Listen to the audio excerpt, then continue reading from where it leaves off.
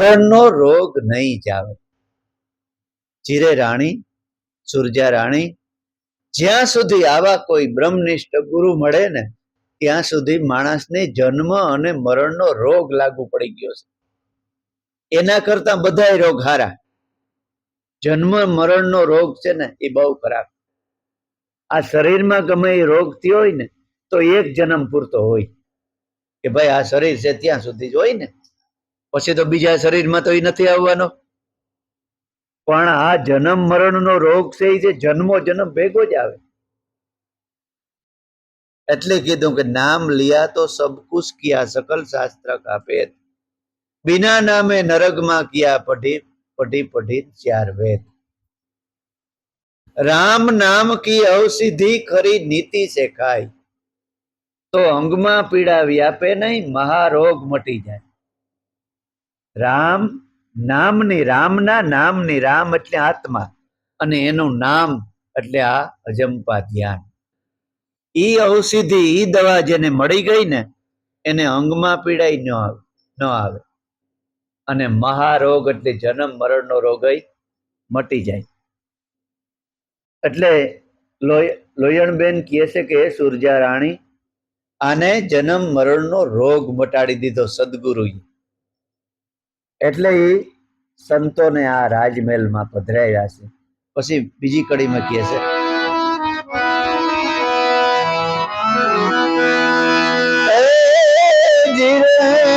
રાણી વિષય સુખનો એજ થાશે એને અભાવ,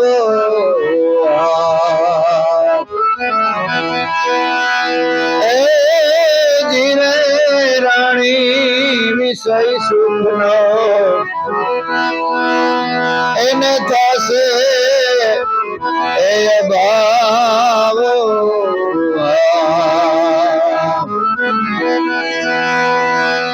ત્યારે સદગુરુ ધ્યાન આવે રે,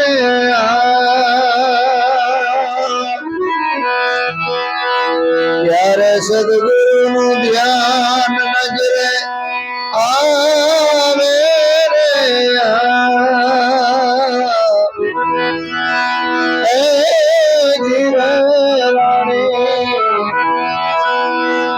સત્સંગનો એ મૂળ તો આ સત્ય નામ છે. ત્યારે ગુરુના વચનમાં રંગ લાગે રે,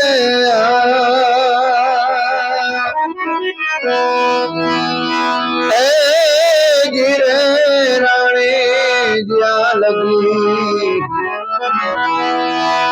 જીવની જાત એ ન જાણી,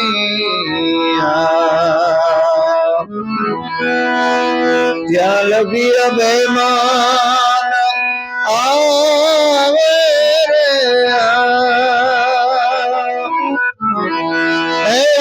જીવે રાણી પુરા ગુરુ વિના ખબર તમને નહીં પડે. જન્મ મરણ નો રોગ ન જાવે રે.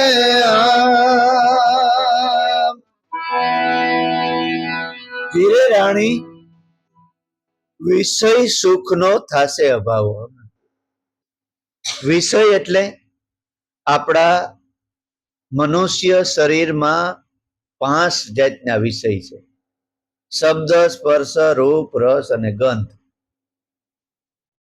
આ 84 ના જીવમાં એક એક વિષય છે.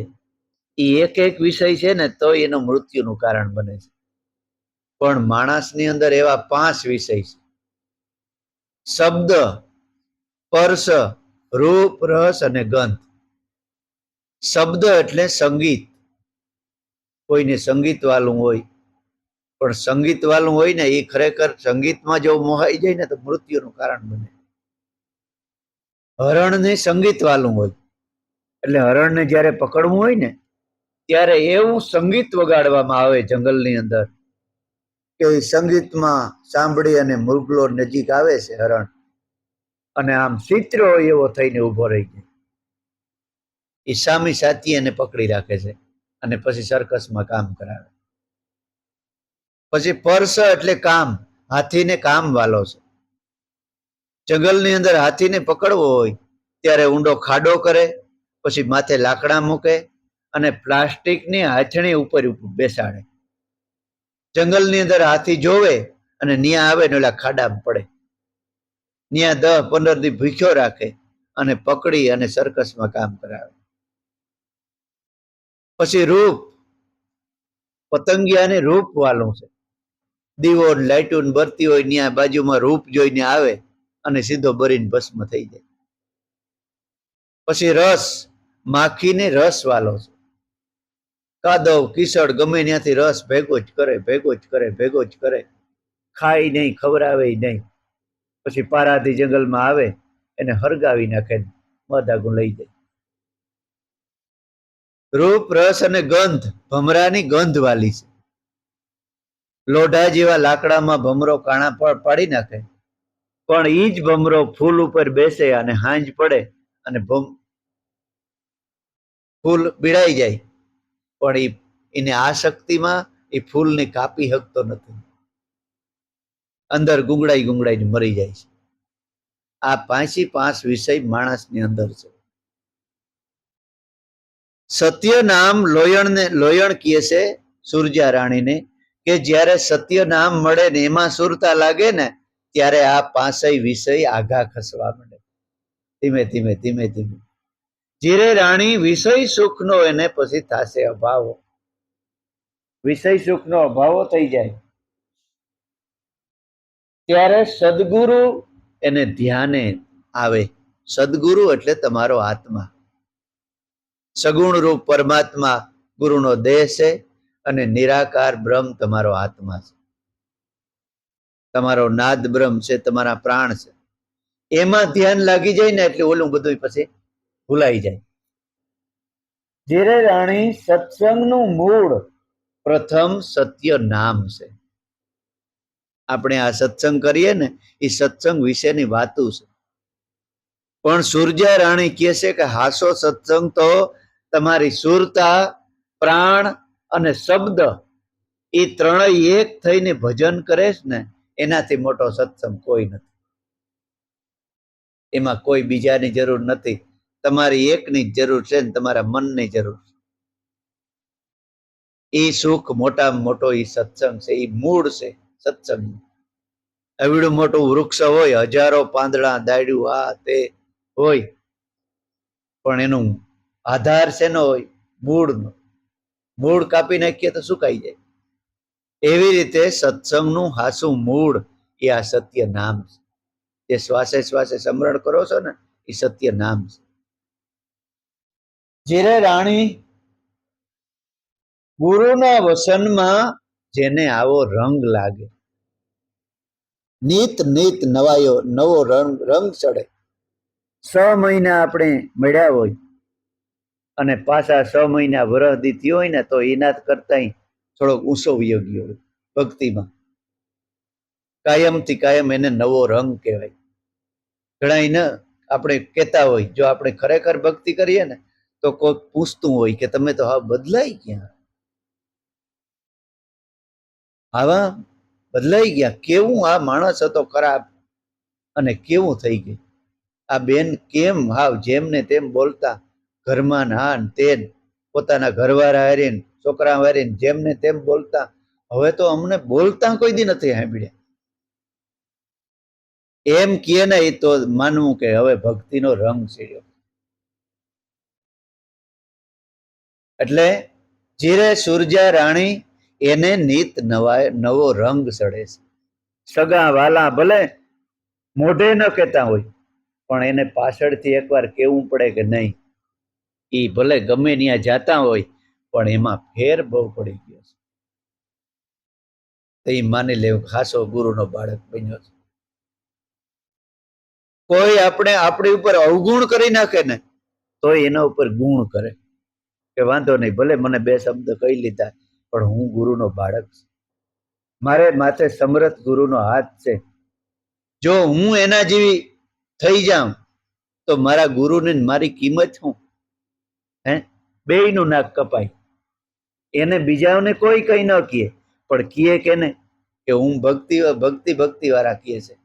અને આમ ત્યાં હું અરબી જવા દઈશ ત્રીજી ચોથી સફેદ નું. હે, એટલે ગુરુના બાળકને કાયમ શાંતિથી અને સહન કરવું.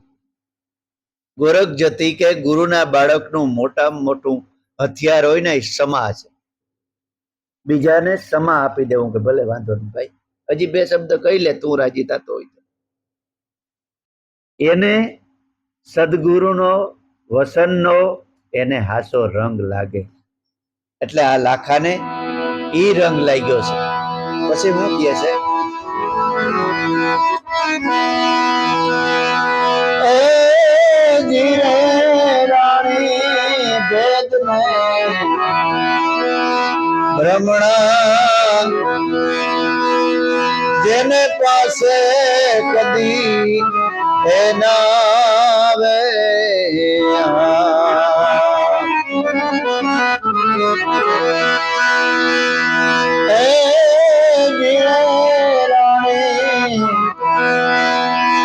વેદ ને આવી બ્રહ્મણા જેના વિરોમાં એ વસે છે.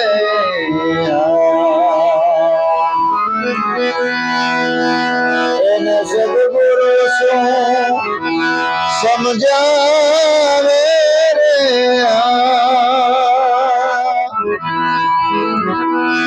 એને ગુરુજી કેમ સમજાવે રે.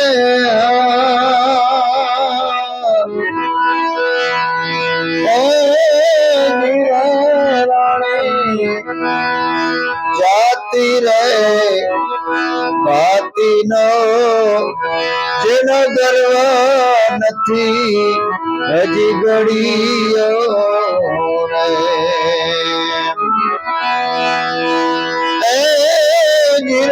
રાણી જાતિ રે હે ભાતી નો હજી ગર્વ હજી નથી ઘડીયો.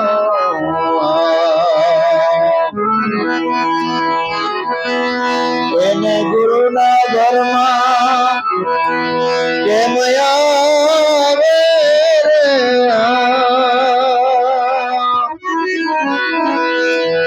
એ તો ગુરુજીના ઘરમાં કેમ આવે રે. હે જીરે રાણી જ્યાં લગી જીવની જાત નો જાણી.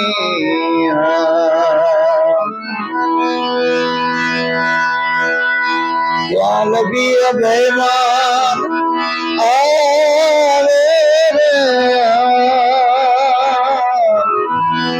હે જીરે રાણી પૂરા ગુરુ વિના એની ખબર તમને આ નહીં પડે.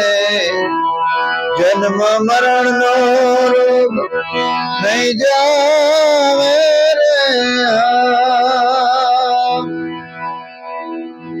જીરે રાણી ભેદ અને બ્રહ્મણા જ્યાં સુધી જેના ગયા નથી, ભેદ ને બ્રહ્મણા જેના ગયા નથી તેને સદગુરુ શું સમજાવે? તો કે ભેદ અને બ્રહ્મણા કઈ છે? તો કે આ જાતિનો છે ને આ જ્ઞાતિનો છે, આ ઓલો ધર્મ એનો છે ને આ મારો ધર્મ ને આ તારો ધર્મ, ધર્મને નામે ઝઘડા કરતા હોય એને સદગુરુ શું સમજાવે? મારી તારી મેલી ન હોય, પોતાની જાતપણાનો ગર્વ ન હોય, જો ગીડ્યો હોય એને સદગુરુ શું સમજાવે? લોયણ કેસ જીરે રાણી તેનો જાત ભાતનો ગર્વ નથી ગળ્યો, એ ગુરુના ઘરમાં કેમ આવે? કોઈ સંતો મહાપુરુષો એને શરણ એ જઈ જ ન હગે, કારણ કે એનું અભિમાન હજે ઓગળ્યું નથી, અભિમાન ગયું નથી. માટે આ લાખાનું જાતિપણાનું અભિમાન ગરી ગયું છે, એટલે એ સંતના શરણમાં રહીને ગુણ લાગાય છે.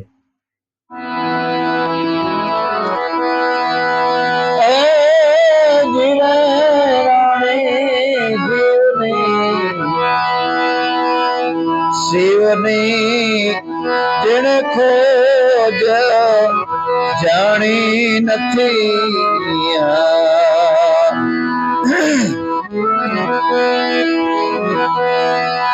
એ તો ઘણા જન્મથી જીવ ભટકે રે,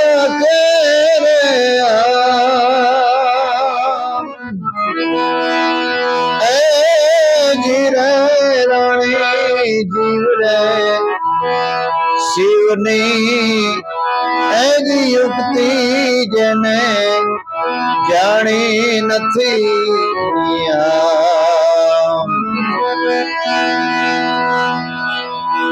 એ તો ઘણા જન્મથી ભટકે રે,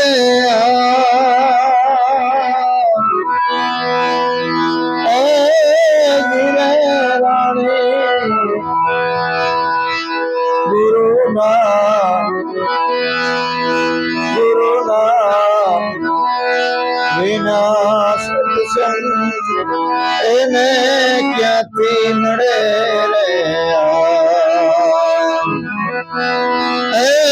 ધીરે રાણી સંતોનો સત્સંગ એને તો ક્યાંથી મળે રે,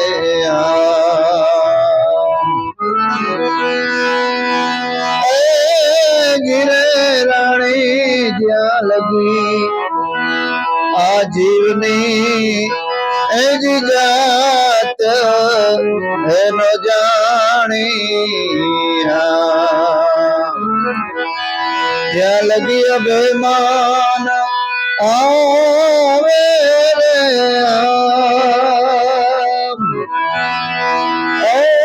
ગીરે રાણી પૂરા ગુરુ વિના ખબર તમને એ નહીં પડે રે, જન્મ મરણ નો રોગ નહીં જાવે રે, ગીરે રાણી જ્યાં લગી જીવની જાત એનો જાણે,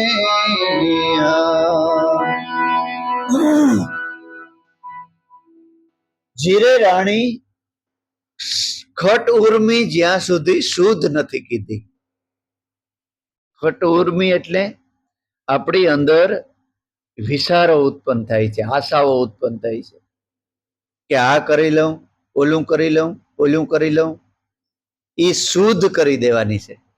શુદ્ધ કરવી એટલે કે આપણો એક જ વિચાર રહેવો જોઈએ. આપણે ધંધો કરાય, રોજગાર કરાય, બને એ મહેનત કરાય, પણ એવી આશા કઈ ન રાખવી કે અમને એટલું બધું મળી જાય. જે આપણા ભાગ્યમાં હશે ને એ ક્યાંય જવાનું નથી.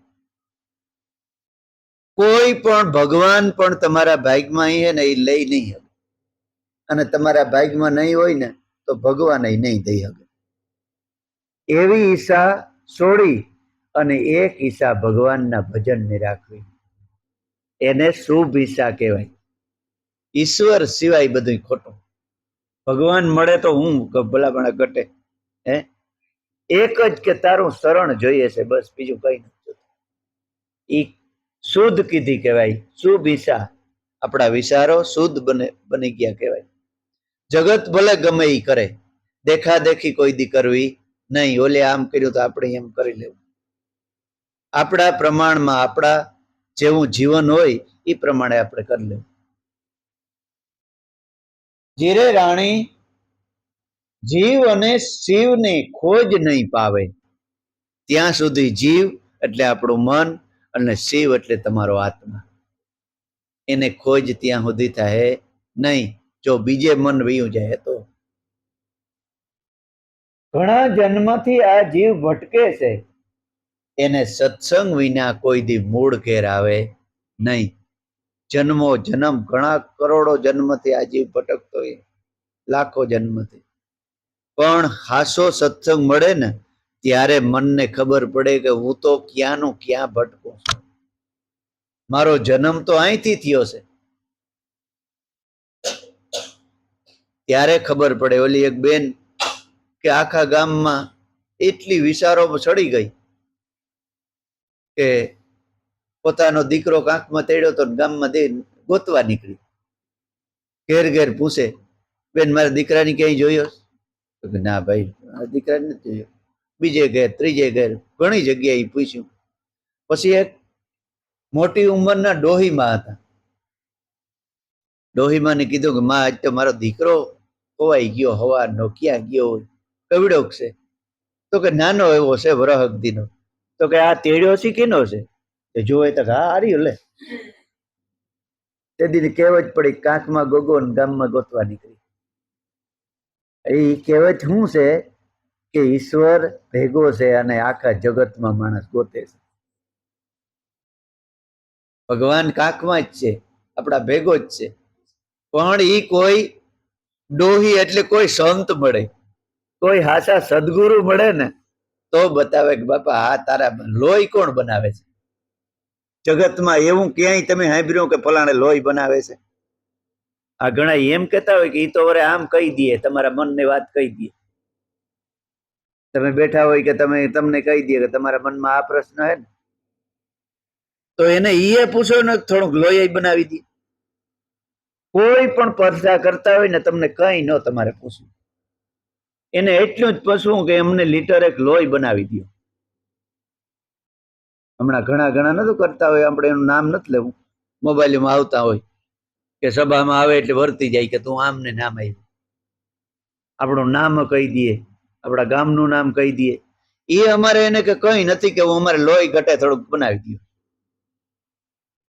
બનાવ્યું તો હમણાં આપણી દાળ ભાત ને ઢોકરી ને બધું ખાધું એને લોહી બનાવી નાખે છે અંદર. એ ઈશ્વર સિવાય દુનિયામાં ક્યાંય. અને બાપા તો એમ કેતા કે તમને આમ હથેરીમાં મોરલી વગાડતો ભગવાન બતાવે ને તો એને જાદુગર જ માનવો હોય. ખોટી વાત છે, જાદુગર જ માનવો હોય. જાદુગર ન માન, ઘડીક થાય તો છોકરી આમથી આવતી હોય, બાજુમાં બેઠી હોય, ઘડીક થાય તો એને અલોપ કરી નાખે, ઘડીક થાય તો સભામાંથી બે નીકળીને આવતી હોય, ઘડીક થાય તો એવડું ભૂંગરું હોય એમાં જીવતું ગગડું કાઢે, ઘડીક થાય તો ગગડું કાઢે ને ઘડીક થાય તો એમાંથી પીસું કાઢે. પછી ખેલ પૂરો થાય ત્યારે શું કહે, એ બાપા 5-5 2-2 5-5 રૂપિયા આપો. હવે એટલા જો કરી નાખતા હોય તો ભીખ શું કામ માગવી પડે છે? તો રૂપિયા ના બનાવી લે. જીવતું ઘઘોડું બનાવી લેતો હોય એ તો 500 વાળી ડટા ન બનાવી લે હે? એટલે નજરબંધીના બધા ખેલ છે. જગતમાં જાદુગર સિવાય કઈ નથી. આ જાદુગર આ મોટા મોટો છે જે તમારો આત્મા છે, એનાથી મોટો કોઈ જાદુગર જ નથી. એની ઓળખાણ થઈ જાય ને પછી ક્યાંય ભગવાનને ગોતવા જવા પડતું નહીં. એ ખરા સત્સંગ વિના એ મૂળ વાત, એ આત્મતત્વની વાત સમજાય નહીં. પછી છેલ્લે શું કહે છે લોયણબેન,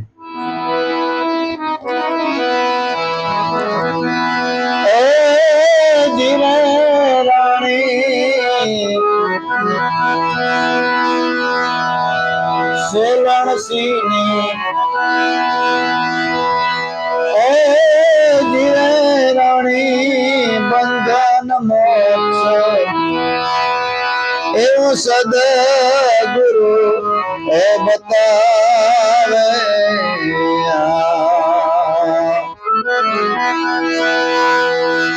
ત્યારે ભાગ ત્યાગ કરી આપે રે,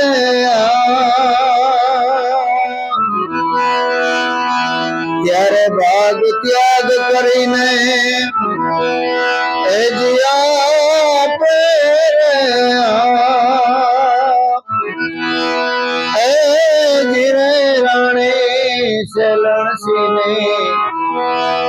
શેલી સતી હે જીલોયા હે બોલ્યા એનો ભવનો સંકટ પછી હે જી ભાગે રે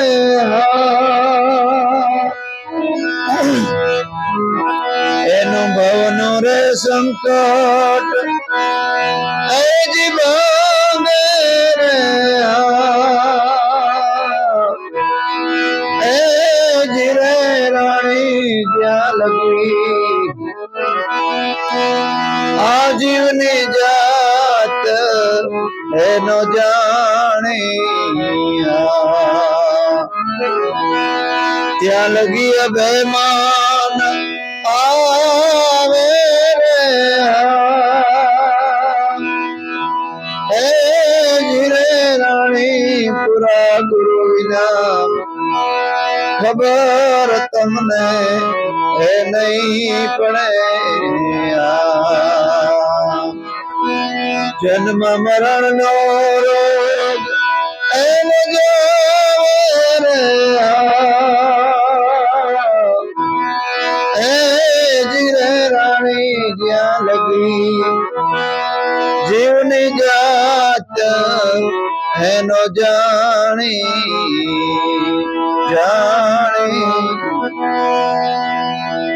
જીરે રાણી બંધન મોક્ષ એવું ગુરુજી બતાવે બંધન આપણે બંધન છે આપણે મુક્ત નથી મુક્ત ક્યારે કહેવાય કે આપણે એમ થઈ જવું કે હવે આપણે ક્યાં જન્મ મારી રીતે જ લેવો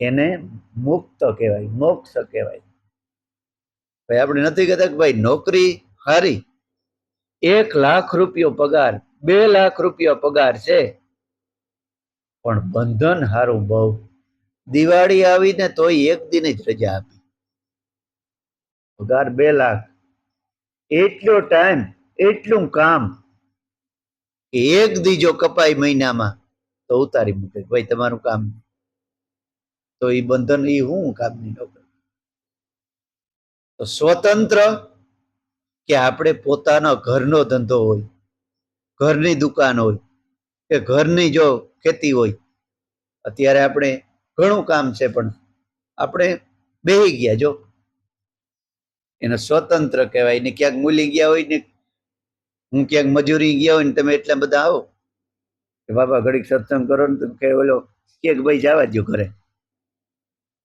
કે બેહવા દે કારણ કે બંધન છે પણ મુક્ત કે આ બેઠા કામ ન કરવું હોય તો કરીએ નકર બેઠા એનું નામ મુક્ત એટલે જન્મ લેવો હોય તો લીએ નકર ન એ લીએ સદગુરુ શરણમાં આત્મ શરણમાં એટલા માટે મોક્ષ માટે જવું છે કે કોઈ જાતનું આપણને બંધન રહેવું જોઈએ નહીં ઓલું આપણું કર્મ જન્મ લેવરાવે અને આ આપણી રીતે જન્મ લે એ ભગવાન કૃષ્ણ કહે છે કે મારું ભજન કરતો હોય ને એને આશા એ છે કે મારે હજી ભજન કરવું છે તો એવા સાત્વિક ધનિક એને માવતર મળે અને ત્યાંથી પાછી ભક્તિની શરૂઆત કરે છે જ્યારે લાખા હાસી ભક્તિ મળે ને ત્યારે બધાયના ભાગ કરી નાખે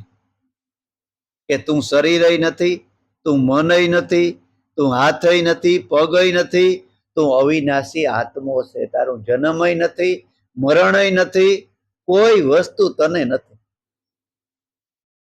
શરીર એક તારે રહેવા માટેનું મકાન છે એવી ભાગ કરી અને સોખે સોખો આપણે બાજરો વાવીએ પછી એમાં કેટલી મહેનત કરવી પડે પછી એમાં પાણી પાઈએ પછી ડુંડા વાડીએ ને એને સોખો કરીએ પછી ઘંટીમાં દરીએ પછી રોટલો ઘડીએ પછી થારીમાં આવે ત્યાર રોટલો સંત સદગુરુ મળે ને એટલે બધું તારવી નાખે અને ત્યાર આત્માના દર્શન કરાવી દે એટલે બાપુ ગુરુ ને સદગુરુની કિંમત છે